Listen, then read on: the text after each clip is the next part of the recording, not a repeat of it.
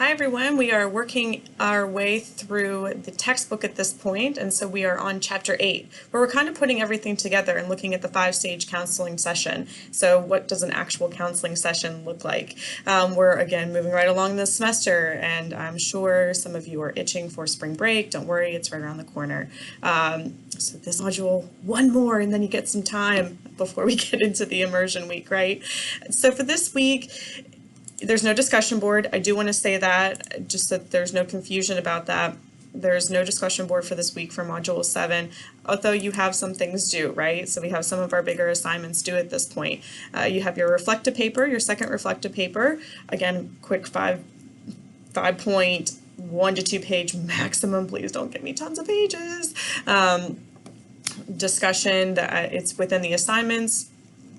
On the left side of the page, right on the left side of eCampus, your assignments tab, you'll find the Dropbox for your second reflection paper there.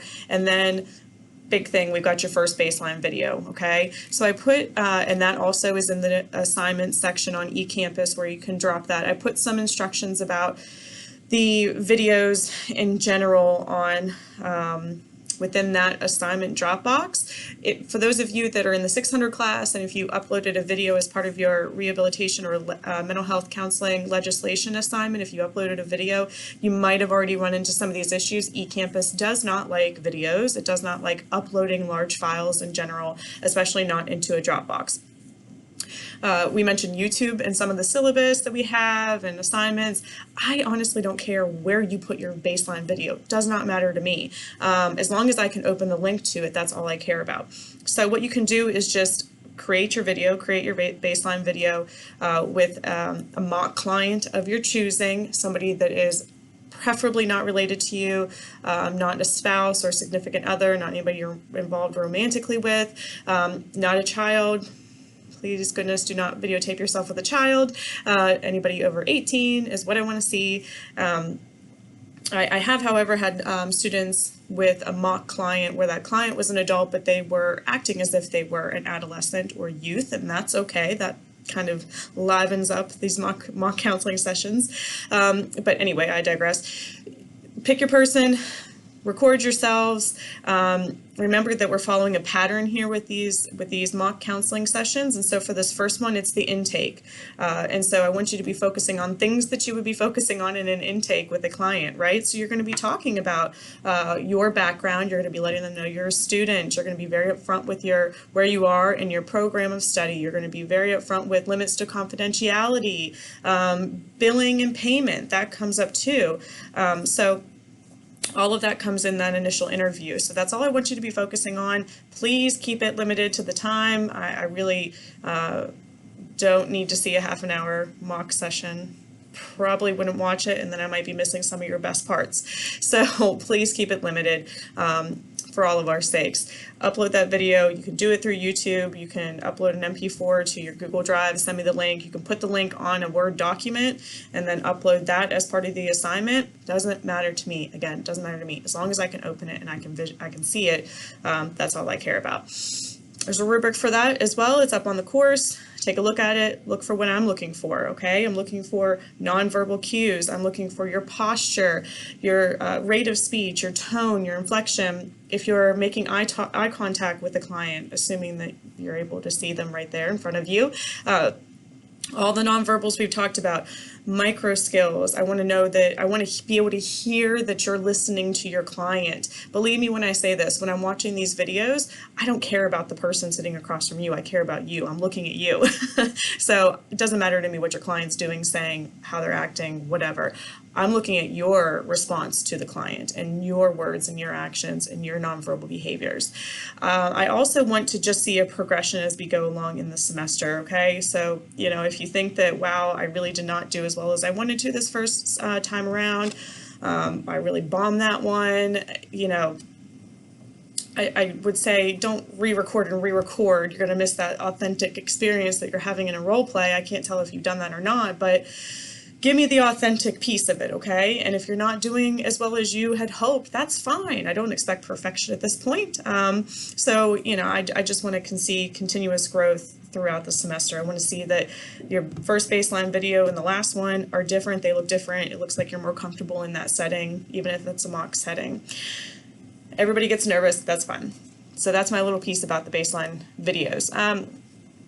Within this module as well, I've got a nice little article about patterns of sessions, about how a counseling session might look. This is, again, a traditional counseling session that we are thinking about here.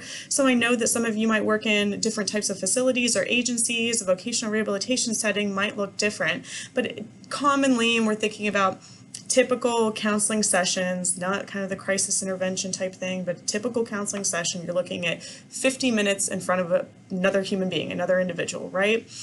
And that time actually goes by quickly, more quickly than you might anticipate as somebody newly coming into the profession. Flies by, in fact. And so I wanted to provide you with kind of a pattern of what this might look like, what a counseling session might look like, so that when you're doing these mock sessions on video and in person during the immersion week, you can kind of start to mentally think about where you are, right? And how you can progress that session along and take a 50-minute session down to 15 minutes. Then if you're thinking about the 5 stages of a counseling session, in a 15-minute period, you've got 3 minutes for each stage, right? So maybe that's a little bit easier to think about how you might structure this. And anybody can do anything for 3 minutes, right? That's what my personal trainer has told me, and I don't know if I quite believe that. I've also got a check your knowledge. So this is a quiz, but it's not graded. I just want you to go in there and see if you can kind of pick out, based on a fake case scenario of a client speaking to a counselor, how you might respond or what the best response might be when working with this imaginary client. So please take that. I'll be able to see that you've done it, but again, it's not a grade that's entered into the grade book. There's no grade assignment or assigned to it. I think that's it as far as the assignments that are due, where we kind of stand. So let's just kind of quickly review again, what might the 5-stage counseling session look like, right? So you've got a basic listening sequence when you're thinking about the 5 stages. So the first part of any counseling session, whether it's a new client, the first time you've ever seen them, or somebody that's been to your office or you've seen for a number of years, the first kind of stage is it's going to always be that building of rapport, right? Getting over that initial awkward zone of, hey, how's it been going the past week? So you're going to be taking those first couple minutes to build rapport. Hi, how you doing? How was your day today? Talk about the weather, talk about the holiday that's coming up, whatever it might be. Just, use those first couple of minutes of the counseling session to just kind of build the relationship back up to where it was before. You may have been a stranger before that person walked in your door or rolled into your door, or however they entered your door. But, once they're there, they're no longer a stranger, they're your client. So work on that rapport. Be empathetic in your responses. Allow a client some time to relax. Understand that they might be coming in to your office. Maybe they've come straight from work. Maybe they're tired, they're fatigued. Maybe they just got into an argument with a coworker or a family member, who knows. But give your clients a moment to relax and a moment to just kind of sit in the space and realize that they're there to do some work during that time too, okay? So when you're thinking about kind of what happens next, the second stage essentially is going to be the story, the strengths. You're gathering data. You're finding out, if it's the first session, your interview, you're finding out some demographic information using intake form, things of that nature, or going over what information may have been provided to an intake specialist, because a lot of times there are people that gather this information, practicum students that gather information for the counselor, so they can just kind of dive right into it. So you might be using that time to really allow the client space, using some of those person-centered theoretical approaches where you are showing unconditional positive regard, meaning no judgment within that. You're allowing the client to take some time to tell their story, update you on what's been happening, gather some additional information if you need.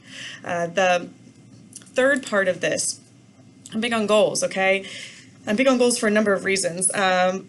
For one, a lot of it comes from my solution-focused perspective of counseling. That's my theoretical orientation, is solution-focused kind of brief counseling.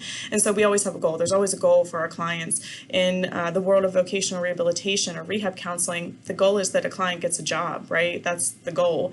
And so any client coming into your office, whether you like it or not, should have a goal.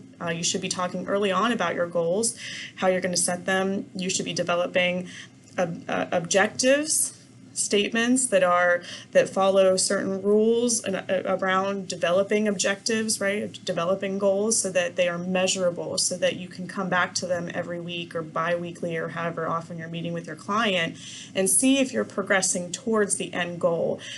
So goals are important. You should be setting goals early on. You should be revisiting them. Goals can change and be modified, of course, but goal setting is part of the counseling process, and it's something you should be talking about every single session. So that's kind of the middle part of it. You can talk about goals. You can talk about either new goals that are being set, or if, let's say, you gave a client a piece of homework 2 weeks ago, the goal was to complete the homework, right? With the hopes that would be helping the client progress to a broader goal or potentially a more specific goal if they're completing homework. But so you could talk about whether or not a client did their homework. If so, how did it go? If not, why not? So that goal setting piece of it can take up a big chunk of time in the middle of the session itself. The re-story is kind of the recap of everything. What's the client learned that hasn't worked? What worked well? How did that work well for them? You can explore consequences of actions. You can explore different things that came up during that client's story that maybe it was not expected for you, either for you or for the client, things that may have changed, new players that come into the situation or scenario, and then you can kind of work towards shifting the conversation as you're kind of wrapping up the session to where do you want to be by the next time that you meet with the client, right? Where does the client see themselves, again, in terms of progressing towards a goal, and then that kind of leads into the action change of it. What is the plan? What specifically are you going to be doing? Not you as the counselor, you as the client. What specifically is the client going to be doing? So you can set up some specific an action plan or steps to move towards a goal, and then you can talk about how that might actually happen. So let's say that you are working with a client who needs to communicate better with a significant other, and so the goal is that overall goal, communicate better with a significant other. Action plan, have one difficult conversation in the next 2 weeks. A simple question could be, okay, let's say you're going to have a difficult conversation with your spouse about taking more time for yourself. You want an hour a week to yourself. You think your significant other is going to be real mad if you ask for that. So I'm speaking as the client. So you're working with the client. They want to talk to their significant other about getting some more me time, more personal time. They think their significant other is going to get more upset with them for just asking. A question you could kind of gauge whether or not this person is going to actually follow up on that homework is, okay, do you see yourself actually doing this? Or how do you envision talking to your significant other about this? What day do you think you're going to be doing this? Get the plan kind of down concretely to see whether or not they're actually going to attempt to do it. And if they kind of come back and say, no, I don't know if I'm going to actually do that, why? What's the hesitation? Let's do some role play, because guess what? As much as I make you all role play with each other, or you'll see that I will make you role play with each other, that's something you can do in a counseling setting. You can role play with the client. It's a very effective tool that can be used. So that's the action piece of it.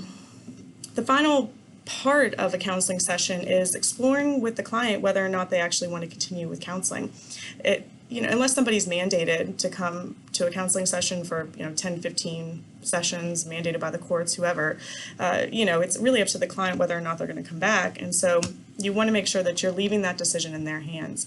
When you feel like the conversation's naturally kind of ending, if you set your goals, you feel content in where you're leaving the client, you feel like they're leaving your office or your agency in a better place, you've got some homework that's been assigned, the way that you're going to wrap everything up potentially could be to summarize it, of course, right?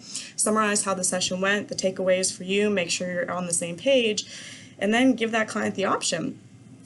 Well, I think that we've done a great deal of work here, but I think, it might be beneficial for you to come back and see me. What are your thoughts? Do you feel like you would want to come back? If so, when? Next week? Tomorrow? 3 weeks from now? When do you want to come back, Mr. or Mrs. Client? And so that leaves the decision on their hands, provides them with that autonomy to continue on with the counseling at a pace that they feel comfortable. And that's it, right? That's quick and easy, right? 50 minutes. Down the drain, simple, fast. But so I encourage you, when you're starting to think about these role plays, when you're doing the role plays, keep a sheet of paper next to you. Write these stages down. Make sure that you're kind of progressing through each one of them to get to a natural end with the client. And make sure that you are using all those micro skills that we talked about so far. Make sure that you are actively listening, you're maintaining eye contact, your body posture is good, you look like you're engaged in the conversation. Make sure that you are providing some reflection about their feelings, about their thoughts. Make sure you are paraphrasing and summarizing a couple of times. Make sure you're not doing the things that we're telling you not to do, that I'm telling you not to do. Don't ask rapid fire questions. Don't ask multiple questions in the same sentence. So be mindful of those things that you may or may not be doing. Because you're going to be reflecting on them ultimately, right? So with that, I'll leave you guys to your role plays and to your reflection papers, and that'll be that for this module.